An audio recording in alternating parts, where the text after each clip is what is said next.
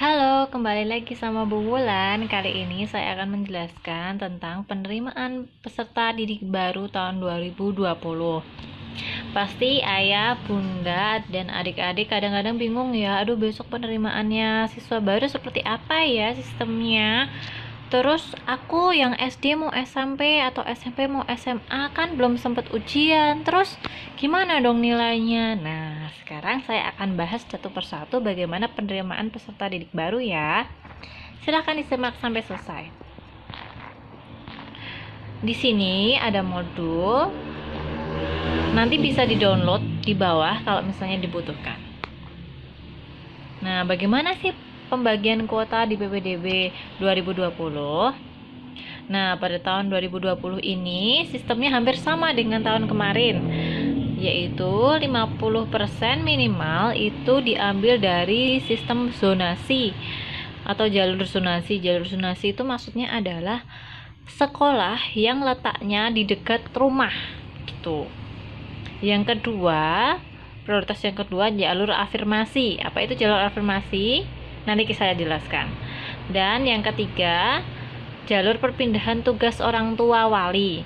Dan yang keempat, yang terakhir adalah jalur prestasi. Jadi yang keempat atau jalur prestasi ini atau nilai, dari nilai itu adalah urutan yang terakhir. Jadi bukan prioritas utama. Jika sekarang masuknya di SD, SMP, dan SMA itu bukan semata-mata dari jalur prestasi, tetapi yang paling utama itu dari zonasi atau tempat tinggal. Nah, yuk kita bahas satu persatu. Yang pertama, jalur zonasi. Jalur zonasi itu yang diprioritaskan 50% minimal dari tampungan sekolah itu adalah orang-orang atau anak-anak yang rumahnya dekat dengan sekolah tersebut. Saya bacakan ya, zonasi adalah jalur yang disediakan bagi peserta didik yang telah tinggal dalam satu zona selama minimal 1 tahun. Bukti tinggal dibuktikan dengan kartu keluarga atau surat keterangan dari ketua RT atau RW yang dilegalisir pejabat berwenang. Untuk jalur zonasi, tidak ada proses seleksi menggunakan tes atau UN atau ujian sekolah dan bentuk seleksi yang digunakan di jalur prestasi. Jalur ini juga berlaku bagi siswa penyandang disabilitas. Maksudnya adalah, jika sekolah tersebut dekat dengan rumah dan Anda sudah memiliki kakak di daerah tersebut minimal 1 tahun, pasti lebih mudah untuk masuk ke sekolah yang diinginkan tersebut. Tapi bagaimana jika misalnya kok sekolah itu dekat rumah tapi sudah penuh? Nah, nggak apa-apa, nanti solusinya mencari sekolah lain yang letaknya mungkin lebih jauh tetapi sekolah itu masih banyak yang kosong atau belum memenuhi kuota. Misalnya dalam satu kelas itu bisa menampung 50 siswa tetapi yang mendaftar baru 150. Nah, kemungkinan masih bisa menampung, jadi tidak apa-apa sekolah di sekolah yang lain. Toh sekolah sekarang juga tidak ada prioritas namanya sekolah favorit atau langsung gurunya berprestasi atau tidak, itu enggak. Jadi semua itu sekarang itu guru itu bisa disebar dimanapun. Saya pun juga begitu, saya juga pernah dipindah tugaskan di beberapa SD dan itu enggak masalah. Jadi guru itu dimanapun pasti akan mengajar dengan baik lah buat anak-anaknya ya. Saya masuk ke yang kedua. Yang kedua, jalur afirmasi. Afirmasi itu maksudnya apa sih? Jalur afirmasi adalah jalur yang disediakan bagi peserta didik yang berasal dari keluarga yang ekonominya tidak mampu. Hal tersebut dibuktikan dengan keikutsertaan program penanganan keluarga tidak mampu dari pemerintah. Jadi kalau misalnya biasanya sudah punya kartu Indonesia Pintar yang warnanya ungu itu. Nah, kalau misalnya punya kartu Indonesia Pintar biasanya lebih diprioritaskan. Kenapa? Karena kartu ini biasanya kalau misalnya ini kan biasanya digunakan di SD atau SMP atau SMA yang negeri ya. Kalau di negeri pasti Bapak Ibu semua tahu atau adik-adik tahu kalau di negeri itu biayanya pasti lebih murah daripada yang swasta. Jadi bagi yang sudah mempunyai kartu Indonesia Pintar ini pasti nanti akan lebih diringankan dalam pembayaran. Salah satunya adalah bagaimana orang yang sudah memiliki kartu Indonesia Pintar ini dapat sekolah di SD, SMP, atau SMA negeri. Jadi bisa mengurangi pengeluaran orang tua mereka, diharapkan seperti itu.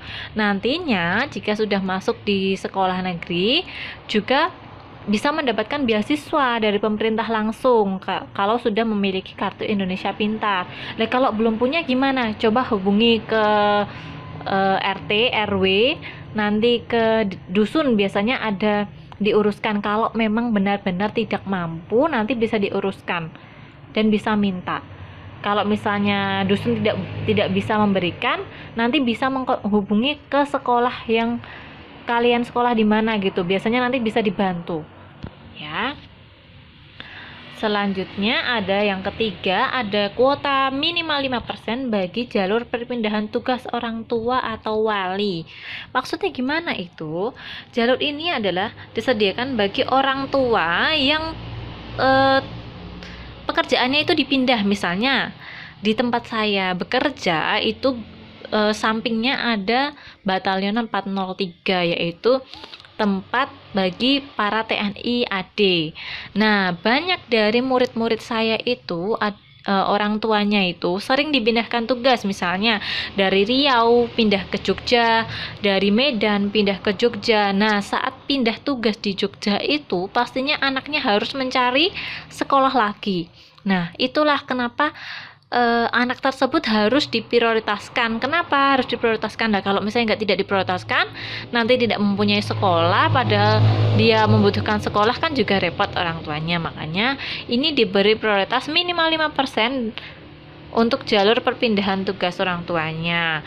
Nah, untuk bagi bapak ibu yang pindahkan tugas itu syaratnya harus dibuktikan dengan surat penugasan dari instansi, lembaga, atau kantor atau perusahaan yang mempekerjakan. Nanti ditunjukkan ke sekolah yang akan didaftarkan oleh putra bapak ibu ya.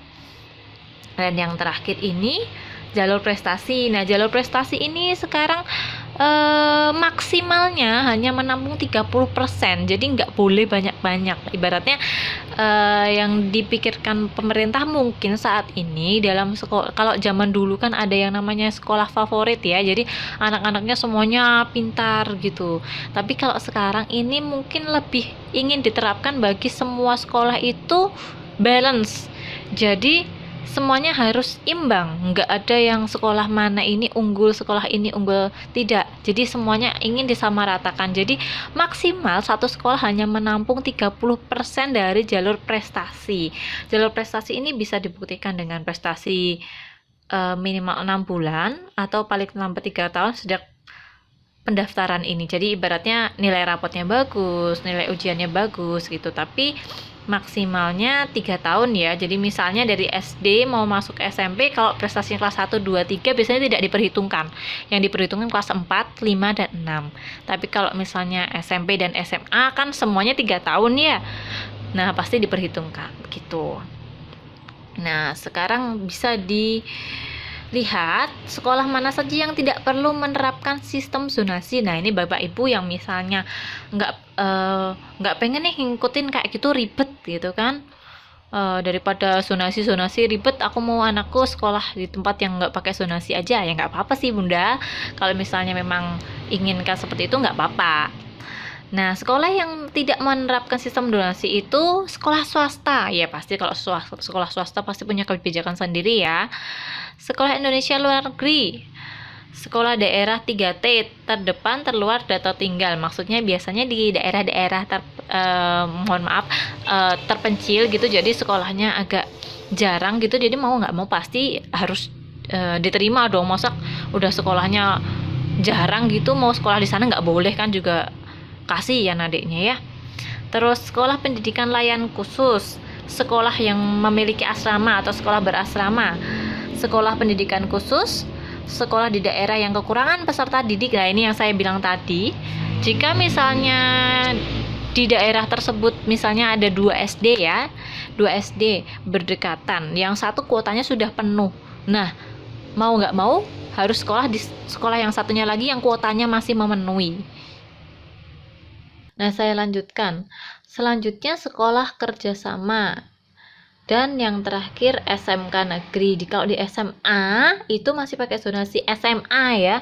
Tapi kalau SMK negeri itu tidak pakai zonasi. Oke. Bagaimana sih penerapan aturan PPDB yang benar? Contohnya seperti ini ya.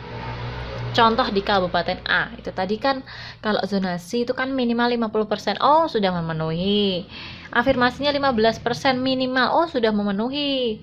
Jalur perpindahan orang tua itu 5%. Oh, sudah memenuhi yang A. Nah, baru boleh menampung yang 30% dari jalur prestasi. Gitu ya. Jadi harus 50% minimal pada jalur zonasi, 15% minimal jalur afirmasi, 5% minimal pada jalur perpindahan tugas, dan sisanya boleh untuk menampung jalur prestasi. Kita lihat yang salah di Kabupaten D. Kita lihat di Kabupaten D yang ada tanda silang ya, yang salah ya. Itu jalur zonasinya baru 40% ya. Harusnya kan 50% minimal, tapi dia baru 40%. Nah, dia mengambil jalur prestasi. Misalnya anak-anak yang berprestasi, mereka tampung semua sampai 40% di sekolah tersebut. Nah, sekolah tersebut menyalahi aturan, itu tidak boleh ya. Jadi maksimal jalur prestasi hanya 30% dari semua siswa. Begitu.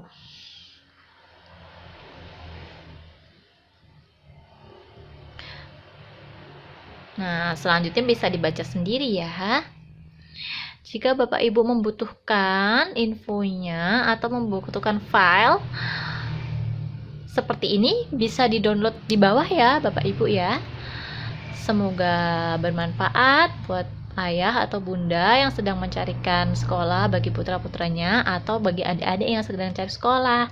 Semoga segera mendapatkan sekolah ya. Jangan lupa like, share, dan subscribe. Sampai jumpa di kesempatan berikutnya.